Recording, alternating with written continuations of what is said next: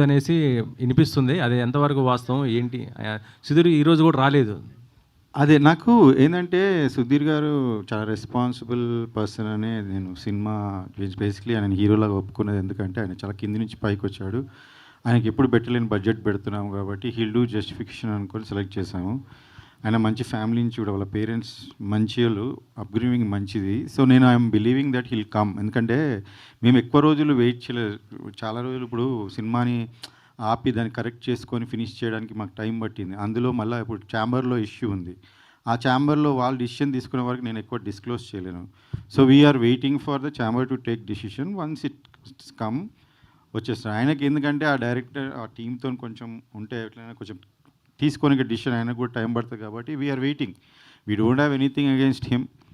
Only ఒక person మంచి చేయలేదు, ఆయన మంచి రెస్పాన్సిబుల్ కాదు, బిహేవియర్ బ్యాడ్ ఉండే చాలా. ఇప్పుడు ఈమె ట్వీట్లనే మీరు చూడండి. ఆయన తీసేశాక 1 ఇయర్ బ్యాక్ తీసేశాక ఆయన సీన్లు లీక్ చేశాడు నెట్లో. ఏ సినిమా సీన్లు ఏ డైరెక్టర్ అయినా చేస్తాడు అలా. సీన్లు లీక్ చేస్తే ఛాంబర్కి వెళ్తే ఛాంబర్ ఆయన మీద పోలీస్ కంప్లైంట్ ఇవ్వమని ఇచ్చాం. ఫైల్ అయినాక ఈ రోజు కాక చెప్పలేదు మీకు పోలీస్ కంప్లైంట్ ఫైల్ అయింది కోర్టుకి అని ఇప్పటిదాకా చెప్పలేదు. ఎందుకంటే అది సుధీర్ గారి లైఫ్కి ఎఫెక్ట్ అవుతుంది, ఒక మూవీకి ఎఫెక్ట్ అవుతుంది, ఇంతమంది కష్టాలు ఎఫెక్ట్ అవుతుంది నేను చెప్పలేదు. ఇప్పుడు నేను చెప్తున్నాను ఎందుకంటే ఎక్కువ రోజులు మనం దాచలేం. అలాంటివి ఆయన ఒక 1 ఇయర్ ఆ కంప్లైంట్ ఇచ్చి మనం అది చేసినాక 1 ఇయర్ నుంచి సినిమా ఏ విషయంలోనే ట్రోల్ చేస్తున్నారు మీరు చూడండి. ఇప్పుడు ఈమె విషయంలో ఈ ఆ మాట అనడము నేను కూడా అసలు చూసే లోపలే ఆమె రియాక్ట్ అయిపోయింది. ఎందుకంటే she like that, she very straight.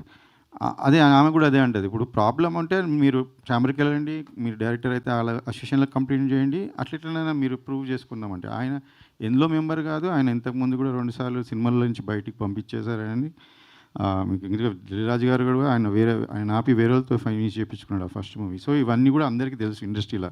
నేను కొత్తగా చెప్పాల్సిన, అందుకని ఆయన గురించి మాట్లాడి వేస్ట్, కొత్తగా చెప్పాల్సిన వేస్ట్. సో నేను రైట్ టైంకి నాకు చాలా సినిమా ఎఫెక్ట్ అవుతుంది. అందులో డబ్బులు పెడతానే ఉన్నాం, సినిమా ముందుకు జరగట్లేదు, డిలే అవుతుంది, చాలా విషయాలు ఉన్నాయి నేను చెప్పాలంటే. అందుకనే ఆపి సుధీర్ గారికి చెప్పి 2 సార్లు చెప్పాను ఆయనకి. ఆయన రిక్వెస్ట్ చేసినప్పుడు మళ్ళీ పెట్టుకున్నాను. మళ్ళీ బడ్జెట్ కూడా ఆయన రిక్వెస్ట్ చేసినందుకు ₹1,00,00,000 ఎక్కువ కూడా పెంచాను లాస్ట్కి. ఇలాంటివి నేను అన్నీ చేశాను. I'm 100% honest and fair and I believe in God. Everything happens for good. So ఇప్పుడు కూడా ఇది సినిమా చేసుకొని ఇంతవరకు వచ్చామంటే కూడా ఒక స్టేజ్ నుంచి వీఆర్ రియలీ గ్రేట్ఫుల్. అండ్ ఇది ఒకటే చిన్న లాస్ట్ హడిల్ ఇస్ సుధీర్ గారికి తొందరలో వాళ్ళ గురించి తెలుస్తుంది. ఆ తర్వాత ఆయన వస్తాడు, ఛాంబర్ కూడా ఉంది కాబట్టి వాళ్ళ దగ్గర వాళ్ళ ముంగట డిసిషన్ ఉంది కాబట్టి ఐఎమ్ హోపింగ్. ఇప్పుడు నేను ఆయనని మీ మీడియా ద్వారా కూడా నేను ఆయన ఇప్పుడు కోరుకుంటున్నాను, ఇది మీ మూవీ, మీరు యాక్ట్ చేశారు, నాకు మీ మీద ఏమీ లేదు, మీరు కూడా ఛాంబర్లో చెప్పారు శేఖర్ గారితో ఏం లేదని, ప్లీజ్ రండి. ఎందుకంటే ఈ మూవీని రీచ్ చేయడం, ఉన్న మంచి మెసేజ్, మంచి మూవీని ముందు తీసుకోవడంలో మీ పాత్ర కూడా ఉంటే మీకు సంతోషంగా ఉంటుంది. This is the best, I'm telling you, ఆయన క్యారియర్లోనే ఇది బెస్ట్ మూవీ సోఫా. సో ఆయన కూడా పార్ట్ ఆఫ్ దిస్ ఉంటే మాకు సంతోషమే. So I'm hoping that heal consider and he will come soon. Okay, మనకి ఇంకా ముందు ఈవెంట్లు ఉన్నాయి, వస్తారని ఆశిస్తున్నాను. ఓకే, ఇప్పుడు టీజర్ కూడా చూసాము. కాకపోతే టీజర్లో సుధీర్ ఇది జనరల్ వాయిసే ఉంది, అంత అండ్ డబ్బింగ్ ఏం చెప్పలేదా?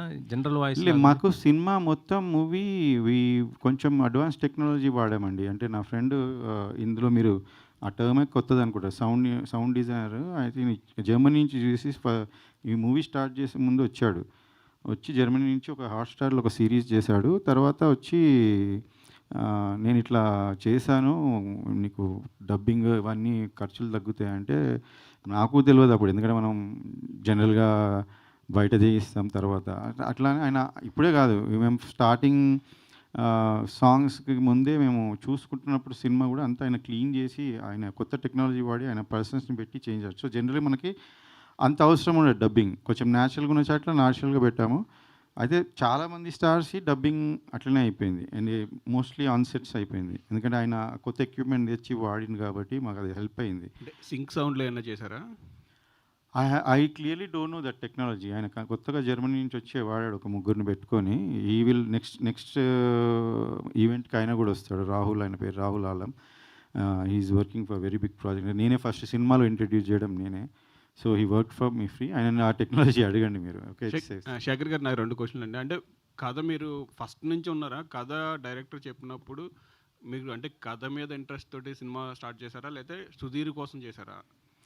లేదండి. ఇది ఏమైందంటే నాకు ఒక ప్రొడ్యూసర్ డబ్బులు ఇచ్చేది ఉంటే ఆయన ఆఫీస్‌కెళ్తే ఆయన నాకు "అన్న ఒక లైన్ ఉంది మంచి కథ ఇది. ఒకసారి వినండి అన్న ఎట్లాగన్నా వచ్చారు కదా" అంటే సరే అని విన్నాను. నేను విన్నా అంటే ఒక లైన్ చెప్తారు కదా ఫస్ట్ 5, 10 మినిట్స్ ఇలా ఇలా ఉంటది అని. దాని పరంగా బాగానే ఉంది. ఇక హీరోస్ ఎవరు ఏంది అనుకుంటున్నారంటే ఈయన రైటరు ఆయన అంటే ఆయనను చూసాను ఫస్ట్. ఆయన నరేష్ అనంగానే నేను డెఫినెట్‌గా అరే ఈయనకి ఫస్ట్ మూవీ ప్రాబ్లమ్ అయింది అది.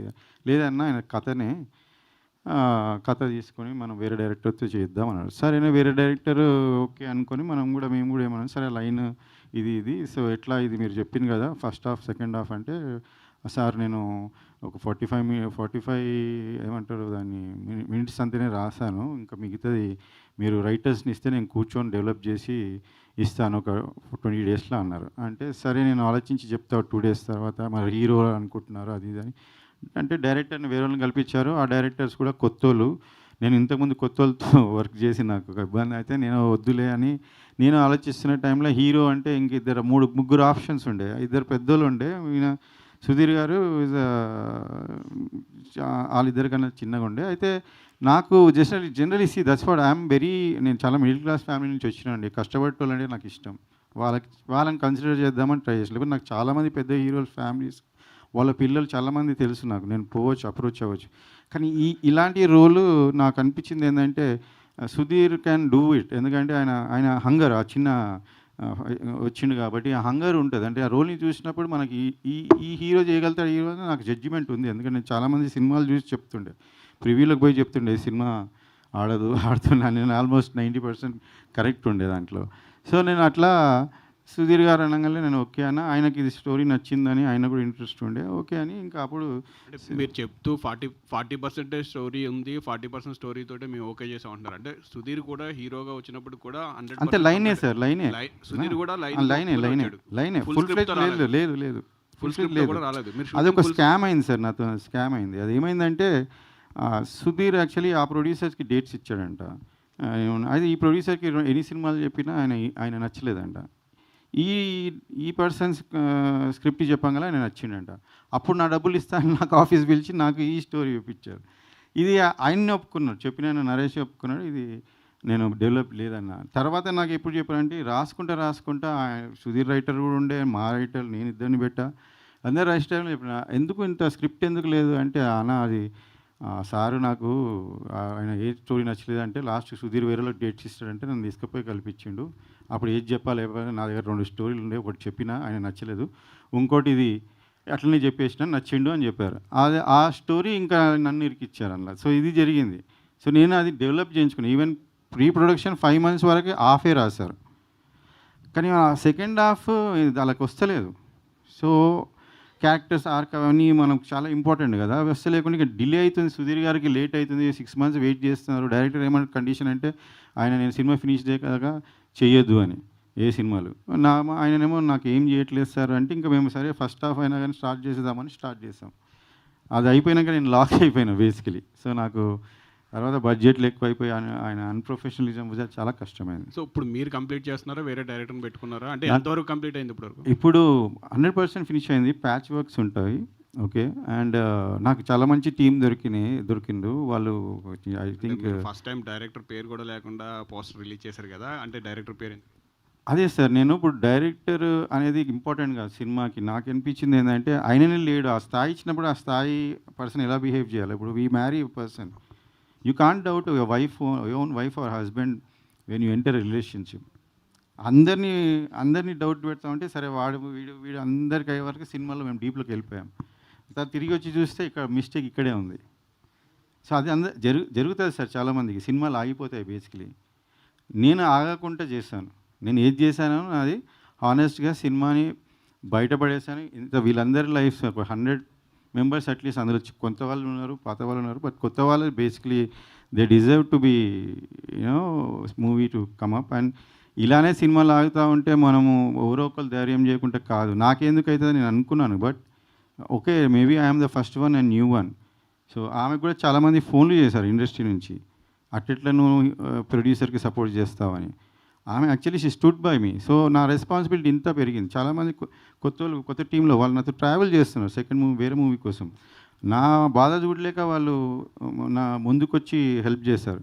నేను స్టోరీని ఆపిన తర్వాత 9 months కూర్చొని మళ్ళీ ఆ సెకండ్ హాఫ్ వాళ్ళు ఫినిష్ చేయండి, వాళ్ళు రాయింది సరిగా రాయింది నేను కరెక్ట్ చేసుకొని మీరు బిలీవ్ మీ ఇట్స్ ఫస్ట్ దానికి everybody who heard it, who saw it, they all said అసలు సినిమా ఆపినందుకు నువ్వు లక్కీ అండ్ నువ్వు చేసినందుకు చాలా మంచిగా వచ్చింది. So I'm also confident about the output now. Hi Divya Vardhan. అచ్చా, యూ ఫీలింగ్ సో